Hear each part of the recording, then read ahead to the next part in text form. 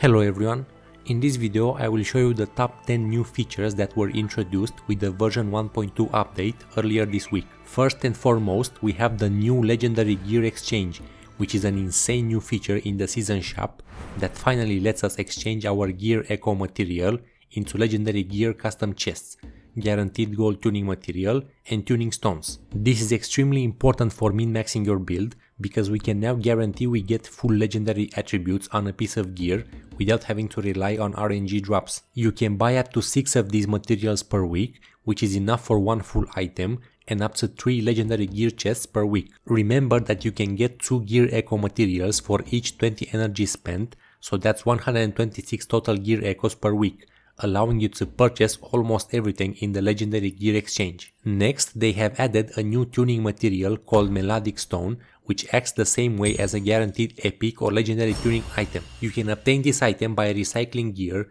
which has the initial affix of guaranteeing an epic or legendary attribute when used as a tuning material. Using an item as tuning material also counts as recycling it.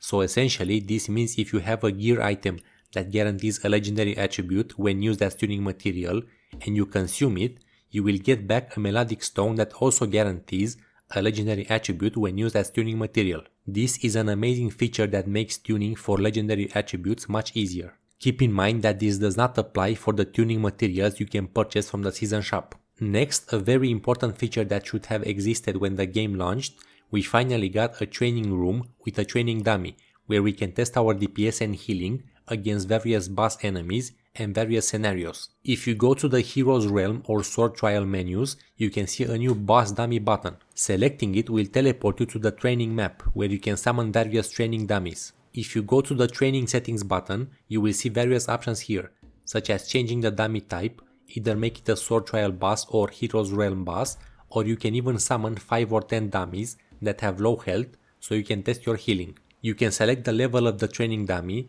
set a certain amount of HP left, or even set up a timer to test your DPS. The great part is that you also get damage statistics in the top left corner, and you can select the damage statistics button to see more details about how your damage is composed. Next, we have the new must buy list shop, where you can favorite an item in any type of shop and it will be automatically added to this personalized shop. This means you don't have to go through 10 different shops every week after reset to buy all the weekly items. You can now create your own shop with the items you want to buy weekly or monthly, which saves a lot of time and you can make sure you won't forget anything. Simply go to any shop in the game and select any item and you will see the favorite icon in the top right corner. Selecting the icon will add the item to your must buy list shop. Next, they finally added an assistance system for the solo campaign boss fights. You can now summon players or the AI character of that player to help you in battle, or you can place your own assist sign for others to summon you. This is very useful if you're struggling to beat a campaign boss, since getting help from a player directly is better than summoning a companion and it's free. Keep in mind that if the player is not online, you will get a bot version of their character, which is much worse. Next, we have a new feature similar to the must buy list shop called Weekly Digest. You can find this feature on the develop menu by selecting improvement guide. On the Weekly Digest tab, you can add your personalized weekly activities so that you can keep track of everything you have to do in one single screen, no more going through 10 different menus to see what's left. You can press the edit list button to add or remove any type of gameplay activity you want to keep track of. Next, they finally added a tuning affix pull list in the tuning screen, so we can now see all the possible tuning affixes corresponding to each path along the attuning affixes which were already present. This is very useful because we can not only see the full list of stats, but also their value ranges. On the same note, they also added more details to the combat attributes page, so we can now see more information and we can get a better idea of what each attribute means. Next, they have added a very crucial feature for the gear sets. We can now change the gear set of any item we want by selecting this small exchange icon near the set name. This was a major pain point because very often when you are farming items for your specific path, for example the Swallow Call set for Bamboo Cut, you would get legendary drops of items that were of a different class. For example, instead of dual blades, I would get a ton of spears and swords, which I cannot use in my Bamboo Cut path. Now we can finally switch any item to any set we want, and it seems we get 8 free attempts per season, and after that I assume it will cost either coins or Echo Jade.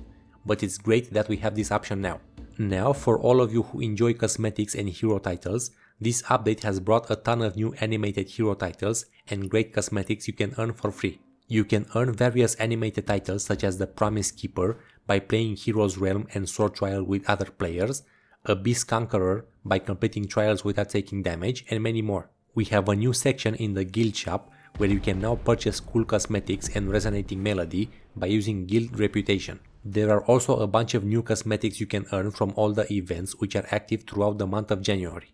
As a bonus feature, it looks like we got a sneak peek of the upcoming path, which is called Formless. If we look at the combat attributes list of attribute attacks, we can see a new attribute called Formless Attack. If we look at a specified weapon martial art boost attribute, we can see it mentions a new weapon class called Horizontal Blade, which is most likely required for the new Formless path. If we go to the tuning menu and select Affix preview, we can see a new icon which lists an empty section when you select it. This is most likely for the Formless path as well. We will probably get this new build path when the new season starts in early February. Overall, this update is amazing and brings a ton of cool new features and quality of life changes.